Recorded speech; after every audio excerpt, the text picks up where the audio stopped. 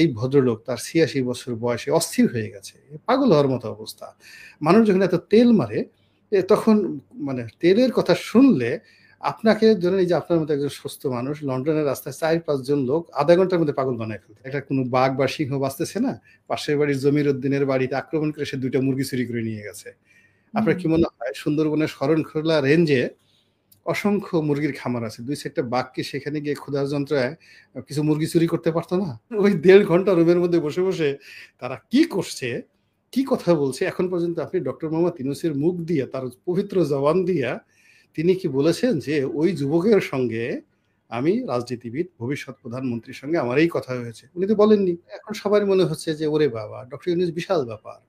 Doctor ইউনূসের কথা মতো NASA চলে, ডক্টর ইউনূসের কথা মতো স্টারলিংকের যে স্যাটেলাইট সেটা ঘোরাফেরা করে, ডক্টর ইউনূস যেভাবে বলে ওভাবে টেমস নদীর পানি আসা যাওয়া করে।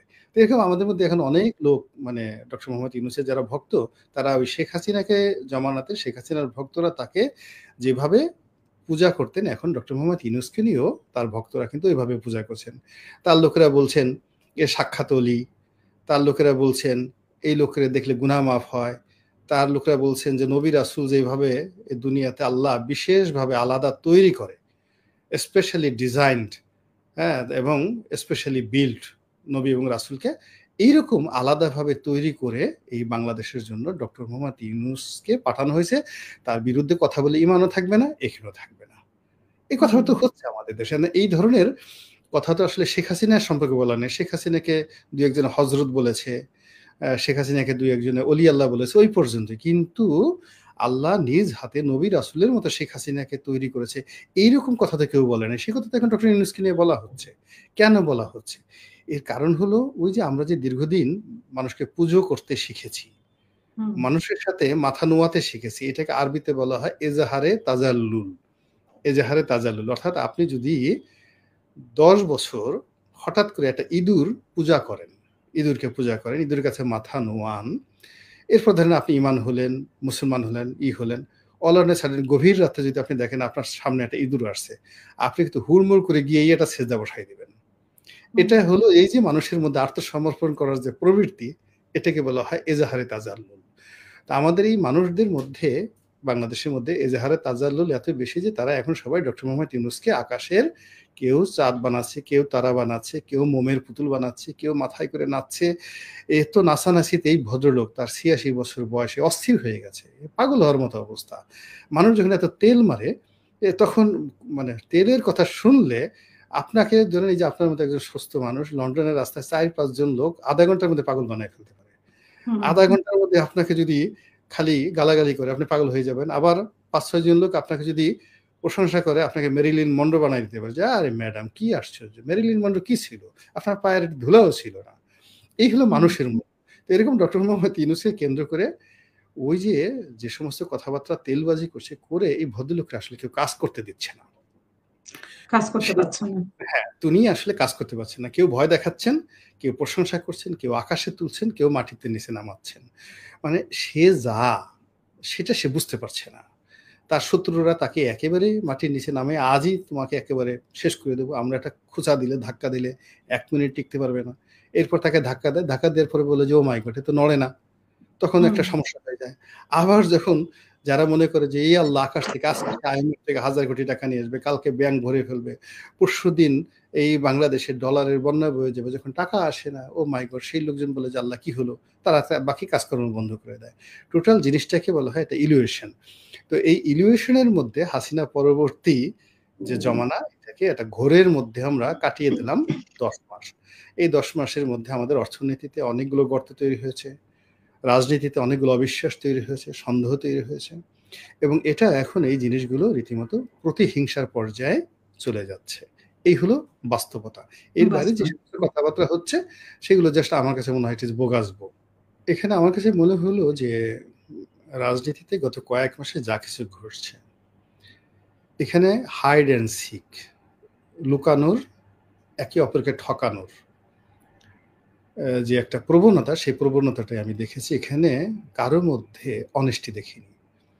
আপনি যদি ধরেন ডক্টর মোহাম্মদ ইউনূস আর জনাব তারেক রহমান সাহেব সত্যিকার অর্থে আন্তরিকতা নিয়ে একটা বৈঠক করবেন, তো সেই বৈঠকের এজেন্ডা কি? সেটা তো আগে বলবেন। তো তারা তো সেটা বলেননি। রাজনীতিতে এবং প্রকাশ্য জিনিসে আসলে ট্রান্সপারেন্ট হতে হয়, স্বচ্ছ হতে হয়। আর গোপন যেটা হয় সেটা হলো প্রণয়, প্রেম, ভালোবাসা, পরকীয়া। রাতের আঁধারে হয় চুরি, ডাকাতি, রাহাজানি, ছিনতাই, ভূত, প্রেত, এই সমস্ত বাটি চালান। তো গোপন আসলে কোনো জিনিস ভালো নয়। আর রাজনীতিতে গোপন হলো একেবারে নিষিদ্ধ একটা জিনিস। রাজনীতিতে রাজা কি কখনো গোপনে কোনো কাজ করেনি? আপনি কোনো বাঘকে আপনি শিয়ালের মতো গোপনে চুরি করতে দেখছেন যে একটা মুরগি চুরি করে আসি, আজকে খুব ক্ষুধা লাগছে। হ্যাঁ, তো এখন ক্ষুধার যন্ত্রণায় একটা কোনো বাঘ বা সিংহ বাঁচতেছে না। পাশের বাড়ির জমির উদ্দিনের বাড়িতে আক্রমণ করে সে ২ টা মুরগি চুরি করে নিয়ে গেছে। আপনার কি মনে হয় সুন্দরবনের শরণখোলা রেঞ্জে অসংখ্য মুরগির খামার আছে। ২-৪ টা বাঘ কি সেখানে গিয়ে ক্ষুধার যন্ত্রণায় কিছু মুরগি চুরি করতে পারত না? আজ পর্যন্ত কোনো একটা বাঘ মুরগি চুরি করছে? কখনো করে নাই। কিংবা ১০-১২ টা শিয়াল একত্র হয়ে সে বলল যে, "আমি অনেকদিন যাবত মুরগি চুরি করতে পারি না। আমরা ১,০০০ শিয়াল একত্র হলাম। হয়ে আমরা একটা হরিণ শিকার করব। হরিণ শিকার করে আমরা আজকে একটা তাজা হরিণ খাবো।" আপনি সুন্দরবনের ইতিহাসে একটা সিঙ্গেল উদাহরণ দিতে পারবেন? প্রকৃতিতে এই ঘটনা নাই। বাঘ কখনো শিয়ালের মতো আচরণ করে না। শিয়াল কখনো হরিণ খায় না, খেতে পারে না। ওর কাজ হলো চুরি করা। তো এখানে আপনি আসছেন রাজা হতে। আপনি আসছেন রাজা হতে আ এবং একজন রাজা হতে চান, আরেকজন রাজা আছেন। এটা রিয়ালিটি। আপনি আধুনিকতা যাই বলেন না কেন, সেটা তো একেবারে সে সিংহাসন, রাজবাড়ি সবকিছু তো সেই সম্রাট আকবরের জমানার মতোই আছে। একটু পরিবর্তন হয়নি। তো রাজা কেন অন্য রাজার সাথে গোপনে কি মিলিত হবেন? একটা রুমের মধ্যে তারা ২ জনে, একটা বুড়া মানুষ আর একটা যুবক মানুষ। ১.৫ ঘন্টা ২ ঘন্টা গোপনে দরজা বন্ধ করে কথাবার্তা বলবেন। এটা একটা মানে খুব একটা আপত্তিকর না বিষয়টা? এবং সেখানে এমন কি কথা হইল যে এই কথা দুজনের মুখে ঠাডা পড়লেও কেউ বলতেছে না। এখন ওই ১.৫ ঘন্টা রুমের মধ্যে বসে তারা কি করছে, কি কথা বলছে এখন পর্যন্ত আপনি ডক্টর মোহাম্মদ ইউনূসের মুখ দিয়ে তার পবিত্র জবান দিয়া তিনি কি বলেছেন যে ওই যুবকের সঙ্গে আমি রাজনীতিবিদ ভবিষ্যৎ প্রধানমন্ত্রীর সঙ্গে আমার এই কথা হয়েছে। উনি তো বলেননি। অথবা বর্তমান তত্ত্বাবধায়ক সরকার প্রধানের সঙ্গে আমার এই বিষয়ে কথা হয়েছে। জাতিকে আমি আশ্বস্ত করছি আমি happy. I have a very good meeting, good understanding.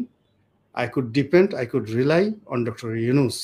আমি তার প্রতি নির্ভর করতে পারি। আমি জাতিকে আশ্বস্ত করতে চাচ্ছি ফেব্রুয়ারি মাসে নির্বাচন হবে, উনি কমিটমেন্ট করেছেন। এই কথাটা আমরা খসরু সাহেবের মুখ থেকে, খলিল সাহেবের মুখ থেকে শোনাতে হবে না। তারেক রহমান সাহেব কি কথা বলেছেন? এখন পর্যন্ত বলেননি। ফলে কি হলো?